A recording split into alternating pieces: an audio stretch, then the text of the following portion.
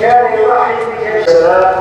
Bu da benim ümmetinden gücü yetmeyenler için kestiğim kurbandır diye Resulullah Aleyhisselam bize öyle bir zamanda yaşıyoruz ki bazen bir baba evladıyla konuşuyor, kardeş kardeşle konuşuyor.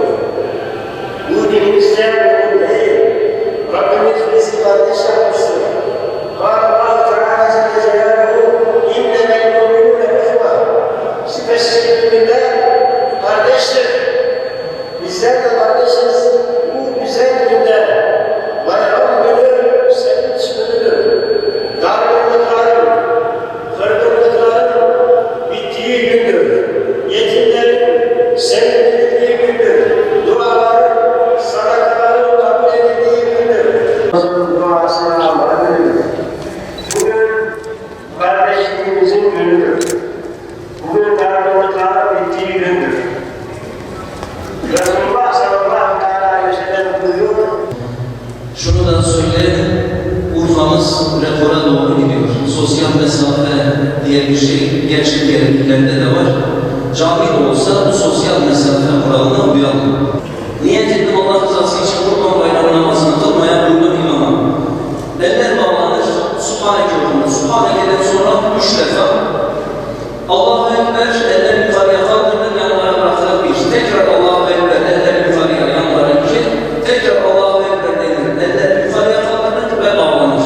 Fatiha, Zamm-ı Sure okunur, rükû secdeler yapılır, ikinci rekaata kalkılır, kalkılmaz. Fatiha, Zamm-ı Sure, ondan sonra Allahu Ekber, eller yukarıya bir. Allahu Ekber, eller yukarıya, yanlara iki. Allahu Ekber, eller yukarıya, yanlara üç. Dördüncü Allahu Ekber, tekbiriyle rükû secdeler yapılır. Sizden de ricamız, buraya kadar gelmişsiniz, hiç olmazsa namazdan sonra bir 5 dakikalık da hutbemiz var. Yani tek tek böyle kalkıp da insanların böyle ayrı bir şekilde sokmayalım. Allahu Ekber,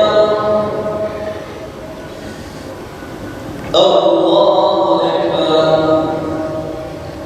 Elhamdülillahi Rabbil Alemin, Errahmanirrahim.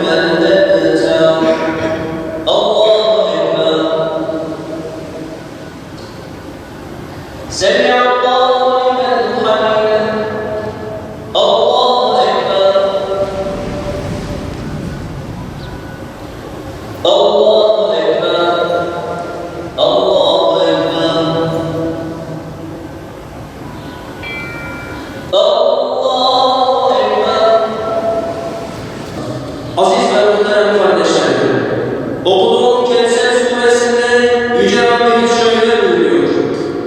Şüphesiz biz sana bitip tükenmez nimetler verdik. O halde Rabbin için namaz kıl, kurban kes. Doğrusu sana kin tutan, soyu kesik olanın ta kendisidir. Okuduğum hadis-i şerifte ise Efendimiz sallallahu aleyhi ve sellem şöyle buyurmaktadır. Bugün ilk işimiz bayram namazı kılmak, sonra ölüp kurban kesmektir.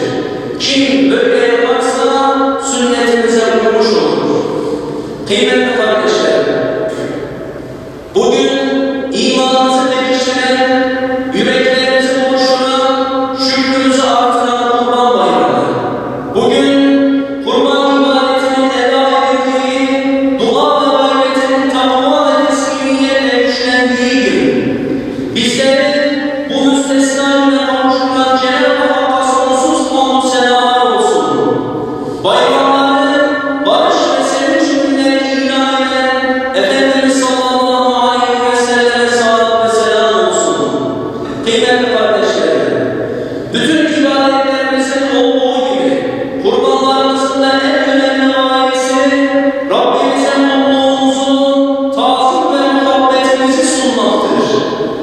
savaş uğruna ulaşarak Rabbimizin razı olduğu kullar zümresine ilhak olmaktır. İnşallah bu bilinçle kurbanlarımızı keseceğiz. Hazreti İbrahim Aleyhisselam'ın sözüne sadık oluşunu, Hazreti İsmail Aleyhisselam'ın Rabbine teslim oluşunu kendimize örnek edineceğiz. Bu bayram temizlik konusunda her zamankinden daha fazla duyarlı olmaya ihtiyacımız var. Efendimiz sallallahu aleyhi ve sellem temizlik imanın yarısıdır hadis-i şerifini hatırlamaya, mümine yakışır bir hassasiyetle hareket etmeye ihtiyacımız var.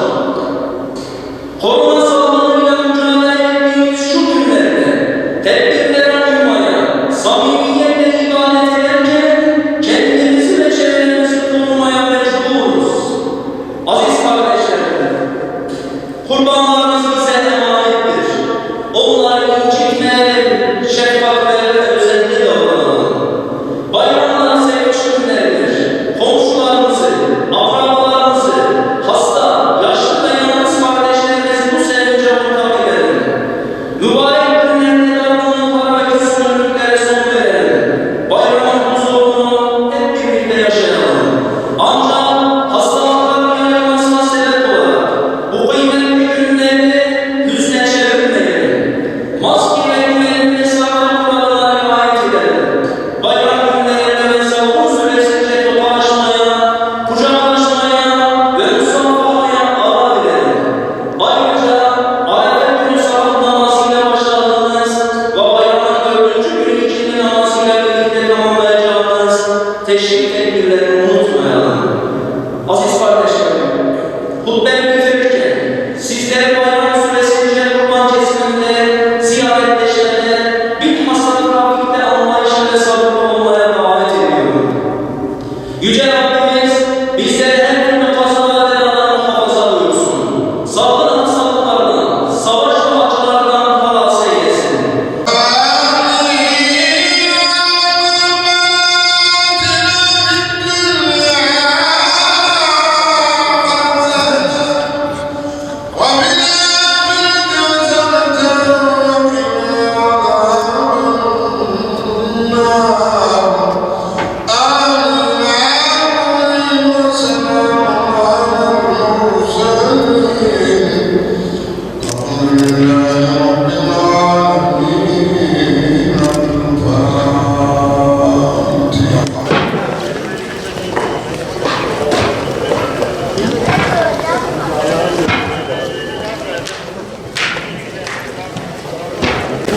Ulan seni aramadın orada.